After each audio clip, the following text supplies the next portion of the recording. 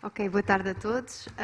Vou aqui apresentar um trabalho feito pela Beatriz Padilha, Vera Rodrigues, Alejandra Ortiz e eu, Jéssica Lopes.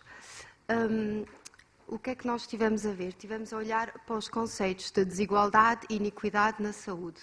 A desigualdade na saúde são diferenças que existem no estado de saúde de um indivíduo ou de um grupo. Portanto, não se olha tanto para o facto de se é justo ou injusto, é coisas como, por exemplo, a esperança de vida, a mortalidade, etc.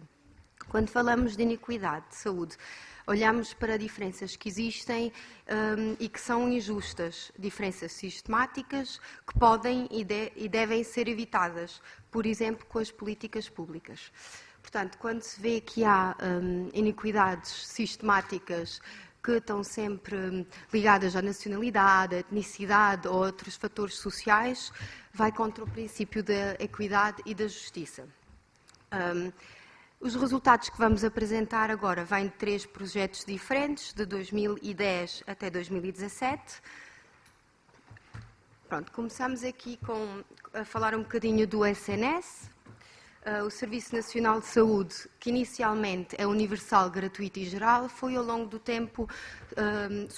do tempo de algumas alterações.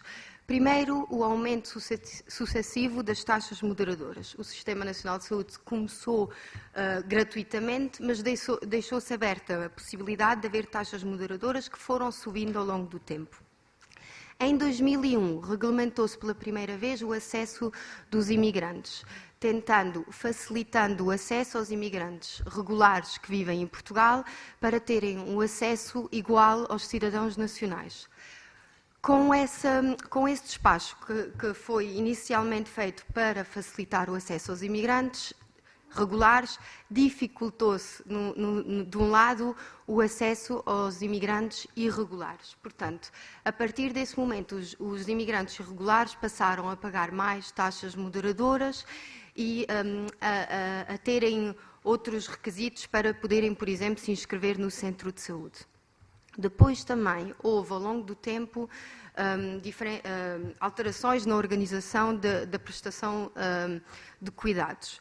Portanto, o que aconteceu a partir de 2008 é que os centros de saúde começaram a serem organizados por zona geográfica, a criação dos diferentes agrupamentos dos centros de saúde e a divisão funcional em o grande grupo de centro de saúde em 5 unidades diferenciadas. Isso foi inicialmente feito para aumentar a eficiência, a sustentabilidade do sistema. O que acontece é que criou uma grande confusão dentro dos utentes e um exemplo muito bom é, por exemplo, o centro de saúde que estava na Baixa de Lisboa, agora é uma unidade de saúde familiar, portanto, uma unidade de saúde familiar pretende ter um atendimento mais personalizado, os utentes têm todos médico de família. O que acontece é que esse centro de saúde que se encontra no Martim Muniz, onde há muita população imigrante e muita população imigrante irregular, os irregulares não se podem inscrever nesse centro de saúde, porque é uma unidade de saúde familiar e é para os utentes que têm médico de família. Portanto, isso são mais ou menos isso ilustra bem as desigualdades que se criaram com esta divisão. Houve uma hierarquização e segregação dentro do próprio sistema. Olhando um bocadinho com o que aconteceu durante a Troika, houve uma alteração do regime das isenções, portanto, antes da Troika as pessoas podiam pedir isenções, isso foi reduzido durante a Troika, foram dobradas as taxas moderadoras, cortes nos recursos humanos, suspensão em novas contratações, cortes salariais e implementação de serviços de terceirização. Pós-Troika, vê-se, na verdade, que o SNS não voltou ao que era, portanto, é verdade que se reduziram novamente as taxas moderadoras e que se criou novamente o regime de isenção para alguns grupos de pessoas, mas, na verdade, a maioria das medidas de austeridade que aconteceram durante a Troika permaneceram depois. Olhando agora um bocadinho para o MIPEX. O MIPEX é o Migrant Integration Policy Index, que vai avaliando as políticas de integração em 38 países diferentes. No geral, Portugal tem uma posição muito boa, que é o segundo dos 38 países. Olhando para a saúde, isso muda drasticamente. Portanto, na saúde, Portugal só ocupa o número 22, de 38 países. Vê-se aqui, pronto, em todas as diferentes dimensões, tem muito bons resultados, na saúde não. Vamos agora perceber porquê. Uma das primeiras críticas que foi feita ao MyPEX ao longo do tempo é que o MyPEX avalia políticas de integração, mas não a sua aplicação. E então, no âmbito da saúde, tentou-se mudar isso e tentar também perceber como é que essas políticas são aplicadas na realidade. Vemos aqui que o que foi avaliado é o direito à saúde. Quando falamos de direito à saúde, falamos das condições de inclusão, das barreiras administrativas, como, por exemplo, para se inscrever no centro de saúde é preciso um comprovativo de morada, etc., etc. As políticas de acesso, onde Portugal tem um bom resultado, nomeadamente por causa do CNAE, da existência do CNAE, de um serviço que apoia os imigrantes nesse sentido. O nível de resposta, onde temos um resultado bastante baixo. Isso porquê? Porque Portugal tem políticas gerais e então tem muitas dificuldades em responder às especificidades, como, por exemplo, atender mulheres que foram mutiladas genitalmente. Medidas de mudanças, estamos mais ou menos numa média, mas há poucos dados para avaliar, na verdade. O que foi avaliado são migrantes regulares, requerentes de asilo e imigrantes em situação irregular. Pronto. Para ilustrar um bocadinho tudo que foi apresentado agora, temos aqui um exemplo concreto que vem de um dos estudos e mostra bem como é que uma imigrante em situação irregular, quais é que são realmente as barreiras encontradas quando tentam aceder à saúde. É o exemplo de uma senhora de 31 anos, Jaba, que vive na zona da Moraria e que é imigrante irregular.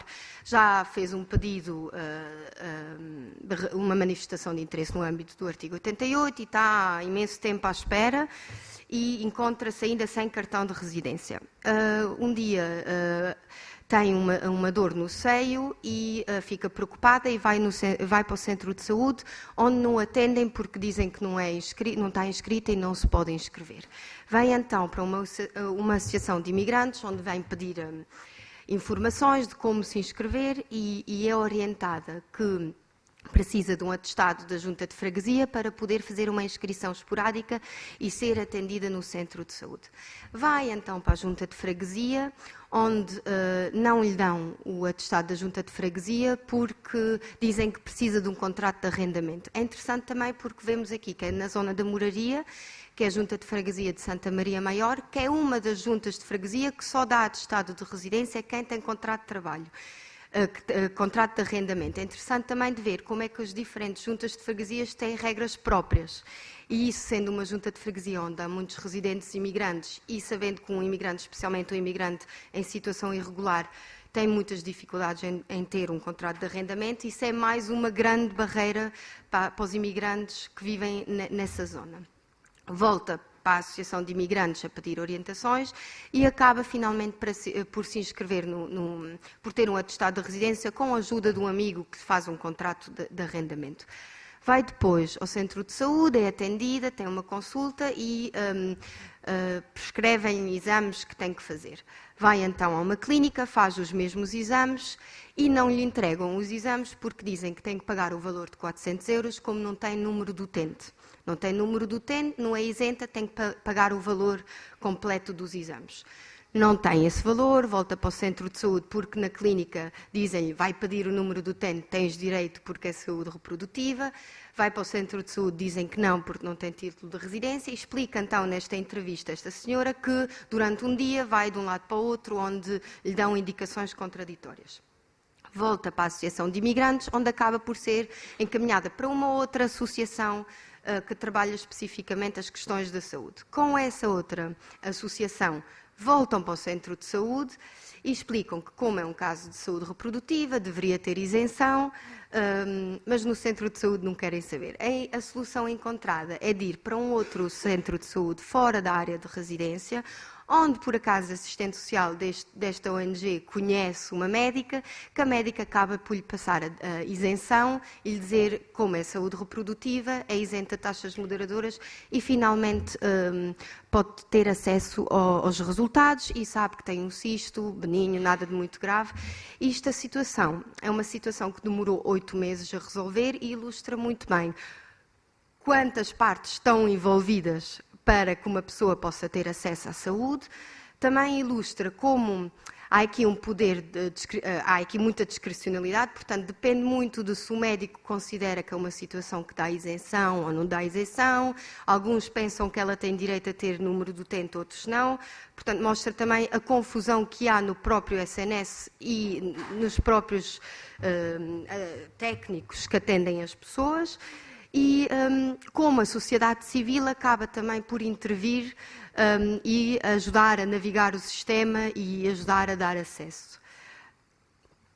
Pronto. Obrigada.